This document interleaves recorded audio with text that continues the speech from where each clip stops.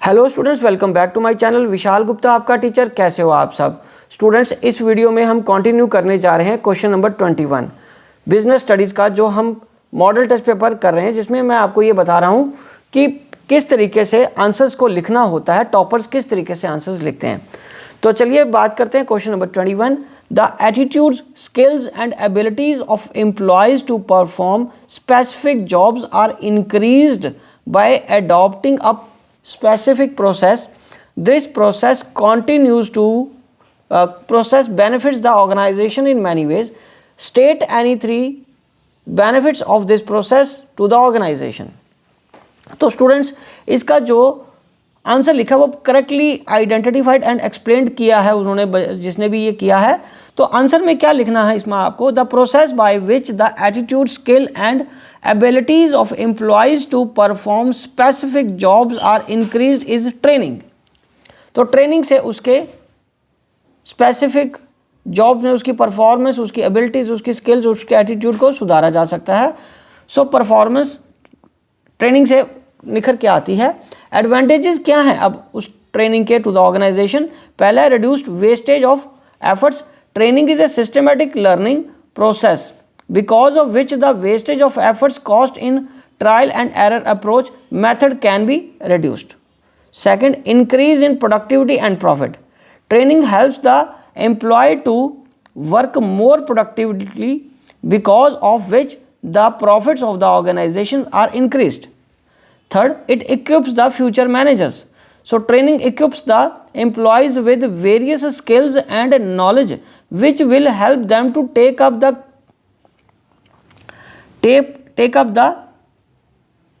positions, leading positions in the future or in case of any emergency. Fourth point लिखा उसने, adaptable to a fast changing environment. It helps in adapting to the fast changing environment both technologically and economically. ठीक है students, तो ये इस question का answer देना था। चलिए अब हम आगे बात करते हैं क्वेश्चन नंबर 22 कैसे अटेम्प्ट किया है उसने। क्वेश्चन नंबर 22 में बच्चे 3 पार्ट्स हैं और वो लिखा है टू द पॉइंट आंसर दिया है उसने, जिसने भी दिया। Name the process of holding securities in electronic form. The process of holding shares in the electronic form is called dematerialization. Second part है, name any 2 participants of the money market. 2 participants money market are Reserve Bank of India, commercial banks, business firms. और third है, name the depositors that hold securities in the electronic form. The depositories that hold securities in the electronic form are National Securities depository limited NSDL और दूसरा central depository services limited CDSL। Right students, चलिए अब हम आगे बढ़ते हैं। Hitesh is the 23rd question की बात करेंगे, वो भी 3 मार्क्स का है। Hitesh is the chief executive officer of the kids garment limited. Due to the festive season Hitesh got an additional order of 10,000 garments which he had to supply within 2 days. Due to his goodwill in the market, he didn't want to lose the order, so he decided to achieve the target by operating on double shifts. He achieved the target by supplied the orders within 2 days. But due to double shifts, his cost of production was higher than the regular production cost. Identify and his cost of production was higher than the regular production cost. Identify and give meaning of 2 concepts of management discussed in the above paragraph. मतलब double shift होने की वजह से उसकी cost भी बढ़ गई है और रेगुलर कॉस्ट ऑफ प्रोडक्शन उसकी वो ज़्यादा हो गई है। और वो आइडेंटिफाई करो 2 कौन से कंसेप्ट जो इसमें मैनेजमेंट में के लगे हैं।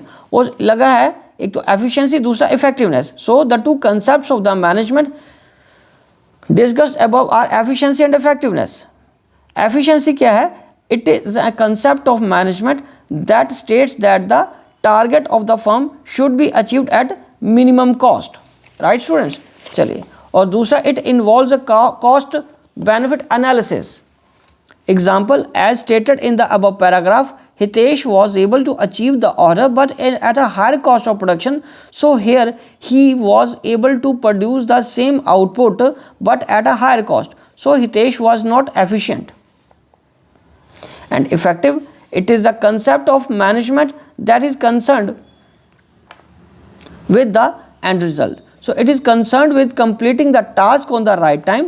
Example, as stated in the above paragraph, Hitesh was able to achieve his target of supply of 10,000 garments on right time, that is within 2 days. So Hitesh was effective. So वो इस case study में वो effective है but efficient नहीं है क्योंकि इसकी cost बढ़ रही है। 24th क्वेश्चन इस वीडियो का ये जो लास्ट क्वेश्चन है, बिकॉज ये 3 मार्क्स के क्वेश्चन यहाँ कंप्लीट हो जाएंगे और उसके बाद हम नेक्स्ट वीडियो में 4 मार्क्स के क्वेश्चंस को डिस्कस करेंगे।